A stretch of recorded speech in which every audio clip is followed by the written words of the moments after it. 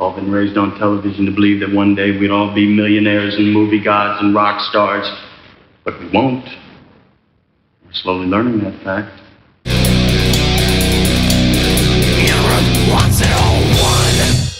Hello, this is O&O on Room 101, and I'm here with two of the members from Five Will Die.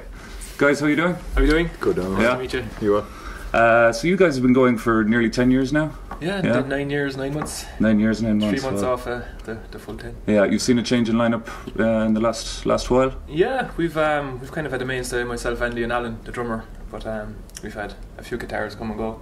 Yeah, and I think at this point we're pretty settled, you know. Yeah. So kind of with that in mind, you've kept a consistency in spite of all the lineup changes, and you've definitely got a determination.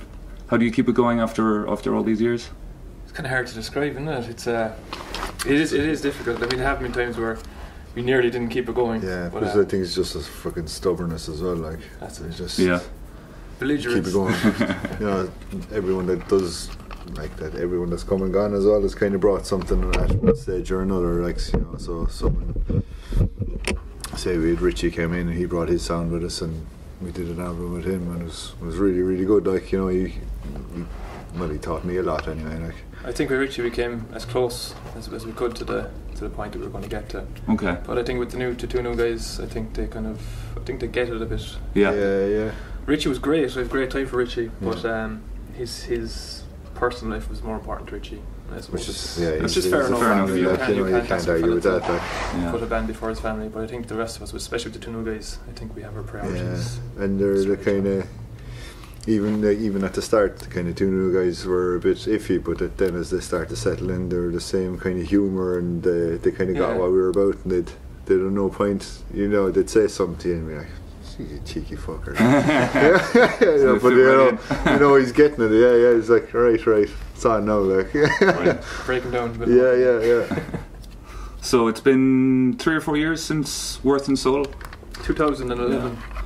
September 2011, yeah. Do you have anything planned for release in the near future? We're more or less ready to go. What's keeping us back is time and finance. Time basically. and money, Time and money, it always is the same. But we do have a recording done. It's just getting the money together to put it out. Yeah. We want to do it right. We want to do a split 12-inch, and we want to do a video with it. Okay. Because it's something we haven't done before, and just break up the monotony of, you know, going between albums. But then after that, it's the step into recording, you know. We're nearly there. It's nearly written. It's really close. But a few dotted lower class J's and all that stuff, you know. And is it a split with another band?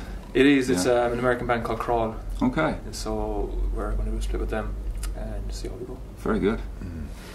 For me, anytime I've seen Five Will Die, it's always been, you know, the live show is what Five Will Die are all about for me.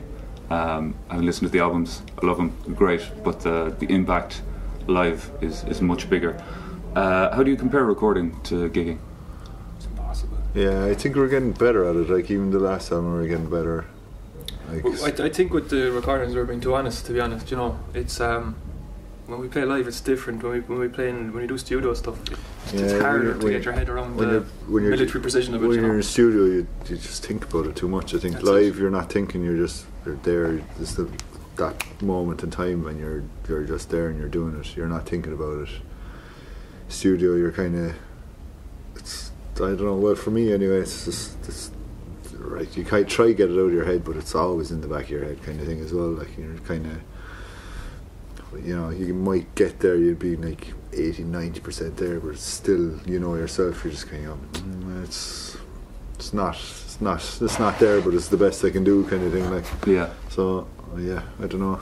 Before we recorded the first one too, I think we came off the back of 50 gigs. Wow. In 52 weeks, I think it was, a year, which was a Yeah, lot. But I think it kind of, some people might think it would benefit, but I think it kind of suffered because of it, you know. Just a bit of drain. We were wrecked, and we were really confined with time. When you do hear it back then, you're just kind of going, geez, sure, that's not what we're about at all, kind of thing. Like, after playing so many gigs, like, you know, you're used to hearing yourself live, and you're used to hearing the other lads live as well, and then you kind of hear it's nearly stale or something, or it's just, it loses its momentum or movement or something. It's hard to define, but I think like that we've always been constrained by time and money, you know. Yeah. But I think we're getting there. I think the last one was very close. Yeah, it was way better. It was a step up, but that's what a band should be. You have to step up every time. Absolutely. I'm not a fan of bands getting it right from day one. A lot of people do it and it's great, but I think what we've done is we've been very honest and we've kind of found ourselves as we go. Yeah. We're not trying to be brilliant straight away. We know that we need to improve. It's a bit more organic and you kind of find yourselves along the way. So I prefer to be getting better after 10 years as opposed to plateauing. Yeah, but like every release we've had it's been different, or you can see the improvement, or you can see the growth of the band as well. Like from where we were kind of hardcore. We were where we started off at the start, and then you see where we're at now. Like even the new stuff has changed again. So it's interesting that way as well. I suppose that's part of it as well. Keeping yourself interested. Like there's no point. Yeah, trying not to force it. Yeah, but not forcing it, but letting it grow as well, kind of thing. So you guys played in Poland a few years ago. We did? Yeah. How does the metal scene there compare to the metal scene here? Or just music scene in general?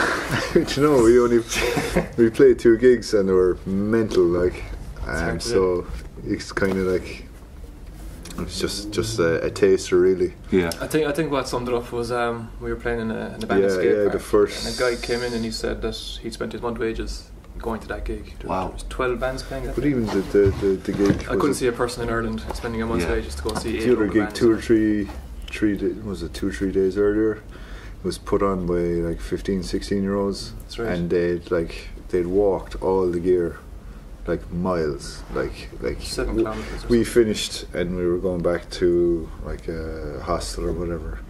We're like, oh yeah, grand, yeah, cheers for a great night. And your man was like, yeah, I'm going to have to walk like 5 miles back with this amp back to his house, like, because he couldn't afford a taxi. Yeah. So we were like, Jesus. Determination. but that's we're kind of going. It wasn't a sob story. It wasn't. That's just what he did. That's and it was an amazing gig. Like they were tearing the place apart. They rented this room, brought everyone there. They fed us. It was like a restaurant, wasn't it? Yeah. Had a gig ourselves days and night at the time, and was it 1 or 2 local bands? 2 local bands. Yeah, and then an amazing night, like amazing experience. Brilliant. Yeah. You played Siege of Limerick earlier this year, back in April. What's it like to have that many metal bands in one place? Is there a lot of camaraderie or a lot of rivalry, or do you get to meet idols, get to meet people you look up to? Yeah, we're like, it is a great place to meet friends. I love going to the Sieges that we're not playing at, and the lads that we know are. Yeah, because you get to relax. You can relax, you know.